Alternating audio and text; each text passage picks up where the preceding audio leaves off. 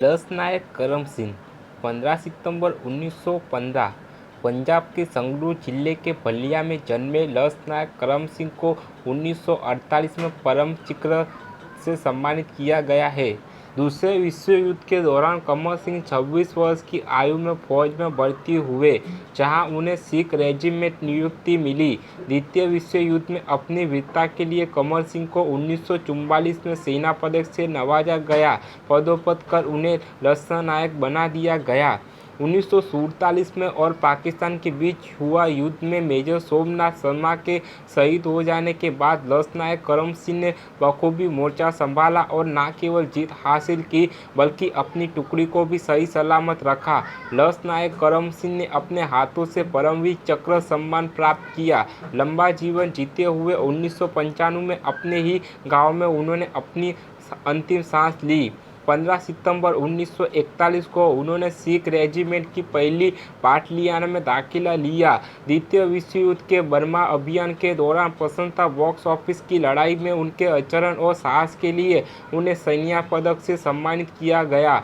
एक युवा युद्ध सजाए सिपाही के रूप में उन्होंने अपने बटालियन में साथी सैनिकों से सम्मान अर्जित किया। जून 1947 को अंग्रेजों ने देश के बंटवारे की अपनी योजना की घोषणा की। उस समय यह देश छोटी बड़ी रियासतों में बटा हुआ था। अंग्रेजों ने यह प्रस्ताव रखा कि रियासत जिस किसी भी बटे हुए हिस्से हिंदुस्तान या पाकिस्तान में मिलना चाहे मिल जाए, या चाहे तो स्वतंत्र रहने की मर्जी जाहिर करे। लगभग 100 रियासत ने अपने निर्णय लिया। जिन रियासत थी जिसमें महाराजा हरि सिंह की हुकूमत थी, उन्होंने अपनी प्रजा की मर्जी जानने के नाम पर निर्णय लेने से पहले कुछ समय मांगा, जो अंग्रेज ने दिया। भारत और पाकिस्तान दोनों को इस बीच धैर्यपूर्वक इंतजार करना था। भारत उस समय बंटवारे की समस्याओं में उलझा हुआ था, इसलिए वह तो उस ओर से खामोश था, लेकिन पाकिस्तान जो कश्मीर पर आंख खड़वाए बैठा था, उसे लगता था कि मुस्लिम आबादी तथा सीमा के हिसाब से जम्मू कश्मीर उसे ही मिलना चाहिए। पाकिस्तान इस इंतजार में बेचैन हो गया। उसने जम्मू कश्मीर को हमेशा से मिलने वाली रोशन तेल नामक किरोसिन आदि की सप्लाई बंद कर दी। उसका इरादा राजा हरि सिंह पर दबाव डालना था। उसके बाद उसने 20 अक्टूबर 1947 को जम्मू कश्मीर पर सब तरफ से हमला कर दिया। कश्मीर ने भारत से मदद मांगी तो भारत ने कहा कि चूंकि कश्मीर स्वतंत्र रहना चाहता है, यद्यपि बनाए रखते हुए भारत के साथ जुड़ने का प्रस्ताव पत्र लिखा, जिसे भारत ने स्वीकार कर लिया। अब लड़ाई भारत और पाकिस्तान की हो गई। भारत इस तरफ अकेला था और पाकिस्तान को ब्रिटिश राज की फौजी के नागरिक अधिकारियों का गुपचुप हौसला था। 1 अक्टूबर को 1948 को इन दिनों भारत युद्ध अपने चरम सीमा पर था और लसनायक करम सिंह अपने 3 साथियों के साथ कश्मीर में तैनात थे। ठीक उसी समय पाकिस्तानी सेना ने चौकी कब्जा करने के उद्देश्य से दावा बोल दिया। पाक सेना द्वारा की गई शेलिंग इतनी भीषण थी कि आसपास मौजूद सारे बंकर ध्वस्त हो गए और संचार माध्यम भी टूट गया, जिसकी वजह से सेना कमान को उसे हमले की कोई जानकारी नहीं हो सकी।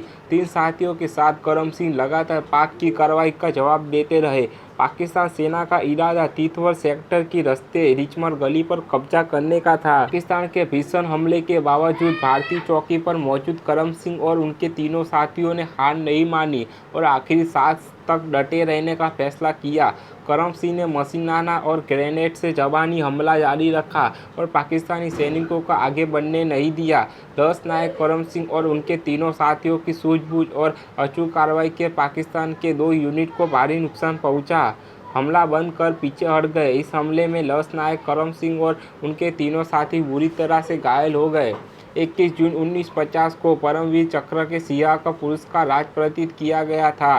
बाद में सितंबर 1969 में करम सिंह को अपने पद से सम्मानित किया गया। उन्हें 1969 में सेवानिवृत्ति से पहले मानद कप्तान का दर्जा किया गया। 20 जनवरी 1993 को उनके गांव में उनकी मृत्यु हो गई। उनकी पत्नी अपनी पत्नी गुरदियल और उनके बचपन से बच गए। 1980 के दशक में शिप में मिनिस्ट्री के तत्वाधान में भारत सरकार की शिपिंग कॉरपोरेशन पीवीसी प्राप्तकर्ताओं के सम्मान में 15 क्रूड ऑयल टैंकरों का नाम दिया गया था। टैंकर एमटी लसनायक करम सिंह पीवीसी 30 जुलाई 1984 को एससीआई को सौंप दिया गया था। चरणबद्ध होने से पहले 25 साल के लिए सेवा की।